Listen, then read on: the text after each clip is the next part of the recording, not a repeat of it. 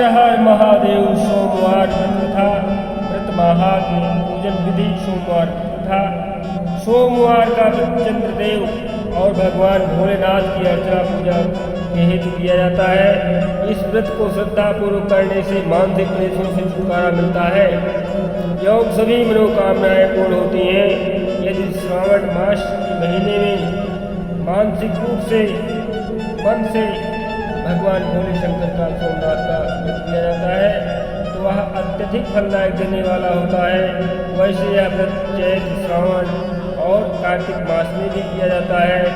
इस व्रत में सोमवार के दिन उपवास रखकर भगवान शंकर, माँ पार्वती की पूजा अर्चना करनी चाहिए तथा दिन में एक बार भोजन करना चाहिए। सोमवार का व्रत रखने से स्त्रियों को पुत्र पति का सुख प्राप्त होता है। इसका पूजन विधि इस प्रकार से है।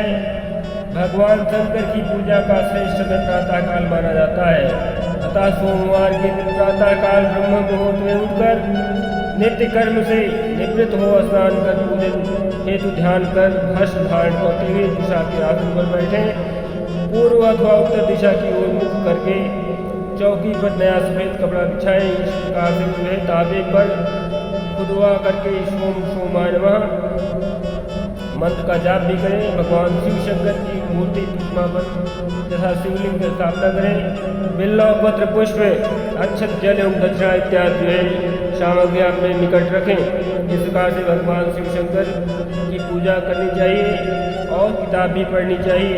व्रत कथा पूर्ण करने के उपरांत भगवान शिव को भोग लगा करके तुलसी के पौधे में अर्घ दें एवं एक दिन में एक समय ही भोजन करें। सोमवार व्रत कथा की विधि इस प्रकार से है। भगवान भोले शंकर अत्यंत ही इस कथा से प्रसन्न हो जाते हैं।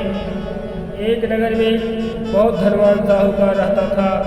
उसके घर में धन की कोई कमी नहीं थी, परंतु वह जो है बहुत ही दुखी था क्योंकि उसकी कोई पुत्री नहीं थी। वह उसी चिंता में दिन रात दुखी रहता था। पुत्र की कामना के लिए वह प्रत्येक सोमवार जो है शिव जी का व्रत किया करता था और पूजन भी किया करता था तथा सायंकाल मंदिर में जाकर शिव जी के सामने दीपक जलाया करता था। उसके इस भक्ति भाव को देखकर एक समय माता पार्वती जी ने शिव जी महाराज से कहा, महाराज यह साहूकार आपका अनन्य भक्त है, सदैव आपका व्रत और पूजन बड़ी श्रद्धा से करता है, आपको इसकी मनोकामना पूर्ण करनी चाहिए। शिव जी ने कहा, हे पार्वती यह संसार कर्म क्षेत्र है। किसान खेत में जैसा बीज बोता है वैसा ही फसल काटता है, उसी तरह मनुष्य इस संसार में जैसा कर्म करता है वैसा ही फल भोगता है। माता पार्वती ने अत्यंत आग्रह से निवेदन से कहा, महाराज यह आपका जन्म अनंत भक्त है, जन्मांतर है, क्या बात है।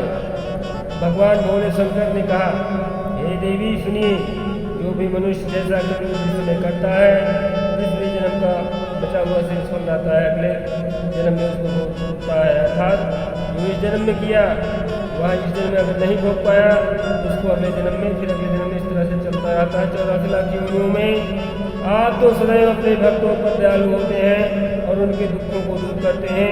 यदि आप ऐसा नहीं करेंगे तो मनुष्य आपका पूजन तथा व्रत क्यों करेंगे।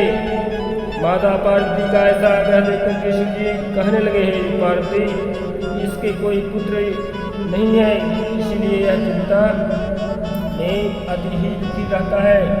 इसके भाग्य में पुत्र न होने पर भी मैं इसको पुत्र की प्राप्ति का वर देता हूँ, परंतु यह पुत्र जो है केवल 12 वर्ष तक जीवित रहेगा, इसके पश्चात वह मृत्यु को प्राप्त हो जाएगा। इसमें इससे को जो है प्रकार की कोई कमी नहीं होगी। लेकिन अब जो बच्चा है इसकी उम्र जो है आगे नहीं बढ़ सकती है, इससे यह अत्यंत ही दुखी होगा।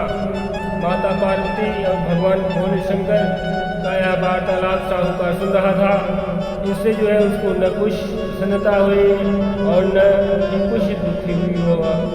वह पूर्व की तरह शिव जी का व्रत करते हुए जो है पूजन करता रहा। कुछ समय के बाद साहूकार की स्त्री गर्भवती हुई और 10वें महीने उसे गर्भ से एक सुंदर पुत्र की प्राप्ति हुई। साहूकार के घर में बहुत ही खुशी मनाई गई, परंतु साहूकार तो यह जानता था कि उसकी केवल 12 साल की ही उम्र है, इसलिए उसे अत्यधिक प्रसन्नता प्रकट नहीं किया, अर्थात उसे कोई अतिरिक्त जो है खुशियाँ नहीं प्राप्त हुई, क्योंकि यह भेद वह स्वयं ही जानता था, वह किसी को बताता भी नहीं था।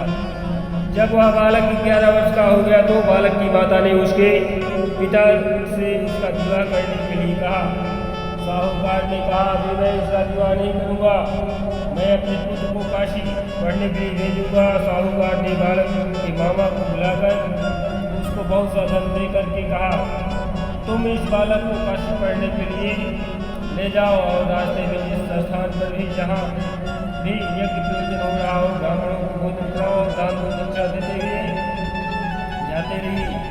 दोनों मामा और भांजे ये भी करते रहे, ब्राह्मणों को भोजन कराते रहे, दक्षिणा देते रहे और काशी की तरफ आगे बढ़ते रहे। तो जाते जाते उन्हें रास्ते में एक शहर दिखाई पड़ा। उस शहर में राजा की कन्या का विवाह था, परंतु जो राजकुमार विवाह कराने के लिए आया था वह एक आंख से काना था, एक आंख से काना था। उसके पिता राजा को इस बात की बड़ी चिंता थी कि कहीं वह राजकुमार को देख करके राजकुमारी के सामने से भारत में वापस न हो जाए, इस प्रकार से अड़चन न पैदा हो जाए। तब उसने इस प्रकार से उपाय लगाया। जब उसने अति सुंदर सेठ की लड़के से घर का काम चलाया जाए तो बहुत ही अच्छा होगा, ऐसा मन विचार में राजकुमार के पिता ने उस लड़के और मामा से बात की। वह राजी हो गए। फिर उस साहूकार के लड़के को वर के कपड़े पहनाकर तथा घोड़े पर बैठा करके कन्या के द्वार पर ले गए। सभी कार्य प्रसन्नता से पूर्ण हो गया। राजकुमार के पिता ने सोचा कि यदि विवाह कार्य भी इसी लड़के से करा लिया जाए तो क्या बुराई है। ऐसा विचार कर लड़के के मामा से कहा, यदि आप फेरों और कन्यादान के काम भी करा देते तो बड़ा अच्छा रहता, आपकी बड़ी कृपा होगी, मैं इसके बदले आपको बहुत सारा धन दूंगा। उन्होंने इसे हर्षपूर्वक बुद्धिमन से स्वीकार कर लिया। विवाह कार्य भी बहुत अच्छे तरह संपन्न हो गया। सेठ का पुत्र जिस समय जाने लगा तो उसने राजकुमारी की चुंदरी में और उसके पल्लू में कुछ लिख करके दे दिया, अर्थात क्या लिख दिया कि मेरा विवाह तुम्हारे साथ हुआ है और जिसका विवाह तुम्हारे साथ नहीं हुआ उसी के साथ तुम्हारी विदाई हो गई, अर्थात तेरा विवाह मेरे साथ हुआ है, उस राजकुमार ने लिखा। परंतु जिस राजकुमार के साथ तुम जाओगी वह एक आंख का काना है। तो इसमें एक लाइन कहावत होती है कि काशी को पढ़ने जा रहा हूँ है, एक आंख के काना तो बरखड़ा हो जाना, ये भी कहावत है। सेठ के लड़के के जाने के पश्चात राजकुमारी ने जब अपनी चुंदड़ी पर ऐसा लिखा हुआ पाया तो उसने काने राजकुमार के साथ जाने से मना कर दिया। उसने अपने माता पिता को सारी बात बता दी और कही कि यह मेरा पति नहीं है, मेरा विवाह इसके साथ नहीं हुआ है, जिसके साथ मेरा विवाह हुआ है वह तो काशी पढ़ने गया है।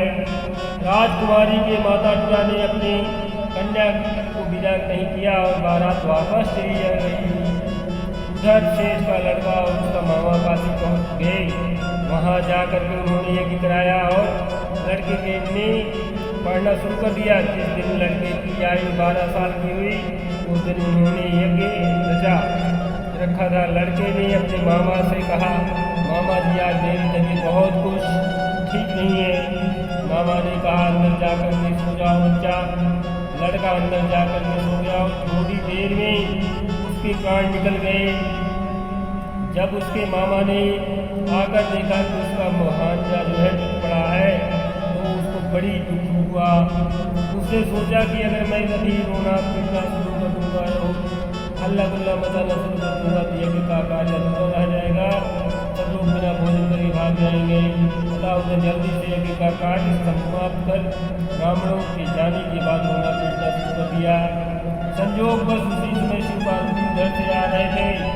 उन्होंने जब देखा कि जोर जोर से रोने की आवाज़ सुनी तो पार्वती ने कहा, महाराज कोई दुखिया रो रहा है, इसके कष्ट को दूर कीजिए। जब शिव पार्वती वहाँ पहुँचे तो उन्होंने पाया कि वहाँ एक लड़का मृत पड़ा था। माता पार्वती की कहने लगी, अर्थात माता पार्वती जी भोले शंकर जी कहने लगी, महाराज यह तो उसी सेठ का लड़का है, उसी सेठ का लड़का है जो आपके वरदान से प्राप्त उत्पन्न हुआ था। शिव जी की इस बात को सुनकर के पार्वती बोली, महाराज इसके लिए कुछ उपाय कीजिए। तब भगवान महादेव ने कहा, हे पार्वती इस बालक को और आयु दो, नहीं तो उसकी माता पिता तड़प तड़प कर मर जाएंगे। माता पार्वती के बार बार आग्रह करने पर शिव जी ने उसको जीवन का वरदान दिया। शिव जी की कृपा से वह लड़का जीवित हो गया। शिव जी और पार्वती कैलाश पर्वत को चल दिए। शिक्षा पूर्ण होने पर वह लड़का और उसका मामा उसी कार्य करते ब्राह्मणों को भोजन कराते तथा दक्षिणा देते अपने घर की ओर चल पड़े। रास्ते में उसी जो है शहर में आया हुआ देख करके वहाँ के लड़का और वहाँ की राजकुमारी से जुड़ा हुआ था। वहाँ आकर उन्होंने यज्ञ आरम्भ कर दिया। इस लड़के के वहाँ के राजा ने उसको पहचान लिया और महल में ले जाकर के उसकी बहुत आवभगत सत्कार किया। बहुत प्रकार के दासों से आदरपूर्वक अपनी राजकुमारी और जमाई को विदा कर दिया। इस प्रकार से जब वह अपने शहर के निकट आए तो मामा ने कहा कि मैं पहले तुम्हारे घर जाकर तुम्हारे माता पिता को खबर देता हूँ, तब जो है चला जाएगा। जब हम इस लड़के का मामा घर पहुँचा, जब इस लड़के का मामा घर पहुँचा तब वहाँ जो है वो देखता है कि लड़के के माता पिता घर की छत पर बैठे हैं। उन्होंने यह प्रण रखा था कि मेरा पुत्र कुशल घर नहीं लौट कर आता है, हम इससे कूदकर नीचे जान दे देंगे और अपने प्राण त्याग देंगे। उस लड़के के मामा ने आकर के जब यह समाचार दिया कि आपका पुत्र आ गया है, तब उनको विश्वास नहीं हुआ। तब उसके मामा ने सुमतपूर्वक कहा कि आपका पुत्र अपनी पत्नी तथा बहुत सारा धन के साथ आया हुआ है। सेठ प्रसन्न हो गया और मगन हो गया।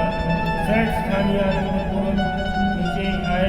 बाहर आकर के उन्होंने अपने पुत्र तथा उसकी पत्नी का भरपूर स्वागत किया। सभी बड़ी प्रसन्नता के साथ रहने लगे। जो कोई सोमवार के व्रत धारण करता है अथवा इस व्रत को पढ़ता है या सुनता है, उसके सब दुख दूर होकर के उसकी समस्त मनोकामनाओं पूर्ण करते हैं तथा इस लोक से नाना प्रकार के सुख होकर अंत में सदाशिव की शरण में जाता है। भगवान शिव पार्वती उसके ऊपर बड़ी कृपा करते हैं। हर हर महादेव।